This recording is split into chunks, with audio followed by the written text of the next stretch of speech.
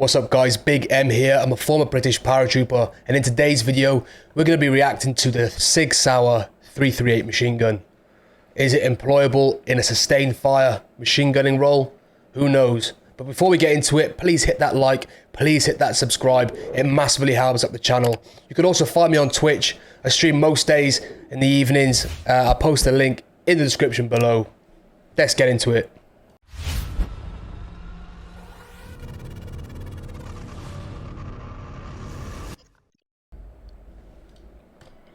Hey, we're at SIG 2020 Media Day before SHOT Show, and we're getting down behind some of the new machine guns. Nice. All right, hey, good morning, guys. I'm First of all, what an incredible mustache. Got a lot of time for that. Jason St. John, obviously with SIG SAUER. I'm the director of the defense strategies. Wanted to feature today our SL Mag 338 Norma machine gun for you guys. I think this is probably the first time many of you got to see it, obviously in person, so pretty exciting day for us and for you, I hope so. First of all, it looks kind of similar to machine guns that are already in place. Most machine gunnings, especially, I'm assuming this is going to fall into like the medium machine gunning sort of bracket. Most of those calibers are 7.62 caliber. So the 338, which is sort of like typically a sniper round because of the ranges it punches out to, I'm quite intrigued to see how it pans out in a machine gunning role. Yeah, let's get into it. So the SL Mag is a general purpose, gas operated, air cooled, belt fed machine gun that fires. So similar to the GPMG, gas operated, air cooled, belt fed. It's got very similar characteristics to what we already have, the GPMG, the general purpose machine gun. The open bolt position. Pretty standard to a lot of machine guns you're probably familiar with in that regard for sure.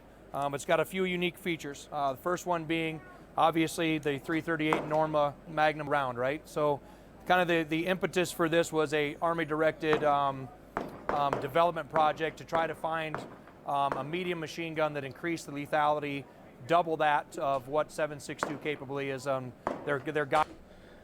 Okay, so the reason why they've increased it to a 338 caliber, which is 8.59 mil, it's to punch out the range, the lethality of the range. Now, what I can imagine, this so far looks like it'd be fantastic in the light role. When it comes to sustained fire role, i.e. machine gunning on tripods, we punch out to ranges upward of 3K, so lethality range, is it really that necessary right now? Not really, but we'll see. Guideline was between 12 and 1,500 meters. There we go, 12 and 1,500 meters. Like I said before, the 338 caliber was used for snipers. They use Lapua Magnum, this is Norma Magnum, but the size of the round itself is typically used in sniper rifles within the military here. So yeah, interested to see how it works in machine guns. So with the 338 Norma Magnum, we're able to achieve that. The machine gun itself weighs right now at 21.4 pounds. 21.4 pounds. So that's actually lighter than the GPMG. The GPMG currently weighs at 10.9 kilos. So yeah, that would be heavier than this SIG SAUER 338. What I am interested though is, will the weights be compensated with the ammunition? 338 is a bigger round than 7.62, so that's going to obviously counteract what you're saving on weight there. You're making up in weight for the ammunition. So again, going back to the machine gunning platoon employment kind of thing, is it feasible? So it's lighter than the M240 and obviously significant lighter than the M2, right? So we have a M2 being the Browning 50 cal. Yeah, trying to man pack the 50 cal, the M2 is very difficult.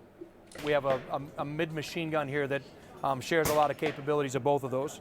One of the very unique features with it is within its internal design. It has a recoil mitigation system in here that lends it to being only less than a pound more of felt recoil impulse than a standard M4. Okay, that's huge. That's nice. It's a nicety, especially in the what we call the light roll format. I can imagine this being employed massively within like the rifle companies, the rifle platoons, as opposed to a dedicated machine gun platoon. At the moment anyway, I've not seen anything that can relate to a machine gun in platoon. But the way it's fitted here, like all these sort of like this Picatinny-esque sort of rail, yeah, I can see it being employed in the light roll position. But let's move on. All right, so your recoil impulse is significantly reduced compared to a 7.62 machine gun. It has an extendable, foldable buttstock. All right, for getting in and out of. That's huge. That's lovely. With the GPMG or the M240, you don't get that.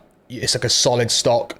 So having the ability to fold, collapse to your, to each individual, or to collapse it fully in like this, that will definitely help.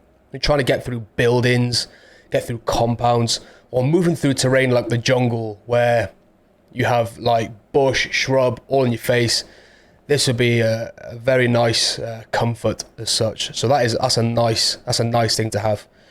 If this was to be mounted on tripod in sustained fire roll, I imagine SIG SAUER or somewhere would design a rear buffer plate for this, which would get changed out to withstand the increased fire rates. To confined spaces configurable to the individual user.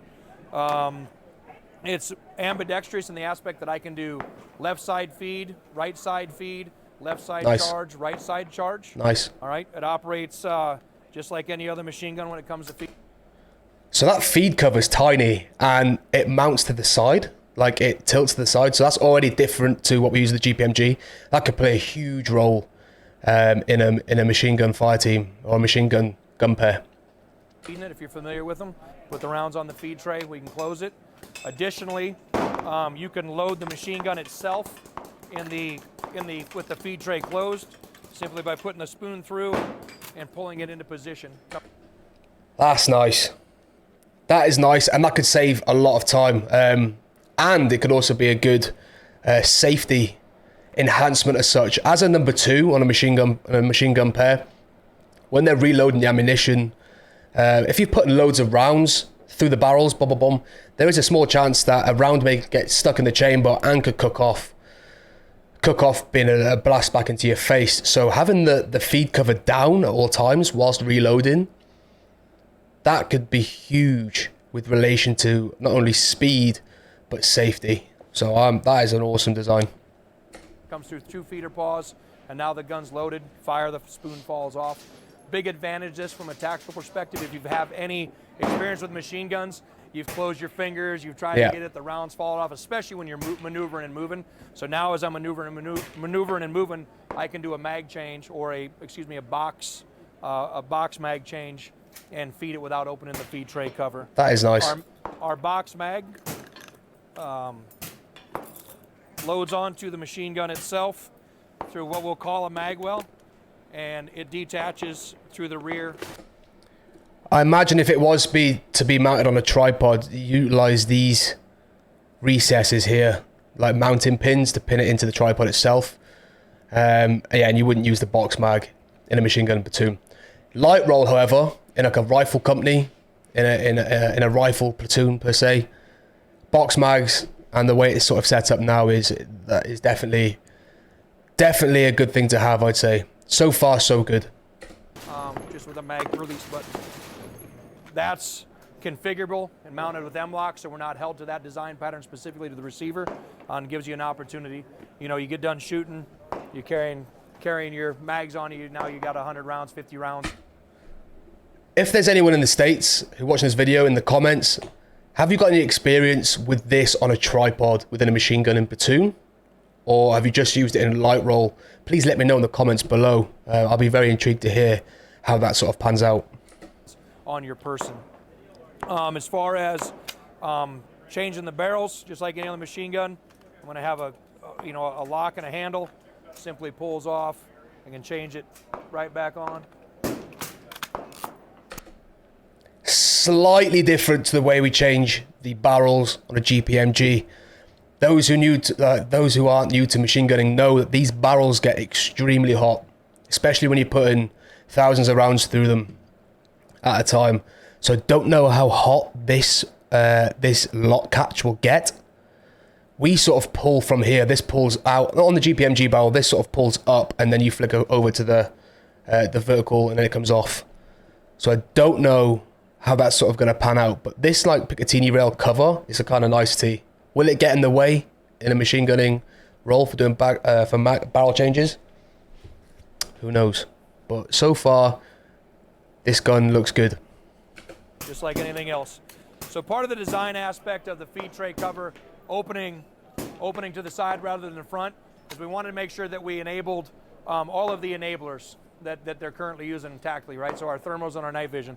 If we have a standard opening feed tray, there's an interference between an inline optic and that enabler. So we wanted to rotate our primary optic out of that relationship, so that then they can come back into that relationship without having to be too complex and move too many parts. So yeah, this gun is definitely for light roll, the light roll format per se. You don't really need thermal sights or any additional sights on top here in a machine gunning role. A lot of the firing is done with map prediction and all sorts of pre-planning prior to firing, so you tend to keep this clean. But yeah, certainly in a light roll position, if you're in a rifle company and you've got one or two of you guys per platoon with one of these, and you've got dedicated sights, thermals, that'll be fantastic. Maybe even lasers on here for night shoots. I can see this gun definitely being an awesome asset in a rifle company platoon. I'm just so curious to see how it would pan out in a machine gunning dedicated role. But yeah. Yeah, that's it in a nutshell. Nice. The SIG SAUER 338 machine gun. What are your thoughts, guys? Leave your comments in the comments below. Have you used it? Can you see this being employed in the machine gunning role? If you have, like I said earlier, please hit the comments below. That'd be fantastic. I'm always curious to find out how that would be utilized. But thank you for watching the video, guys. I really appreciate it. Don't forget to hit that like and subscribe. And I'll see you in the next one. Cheers.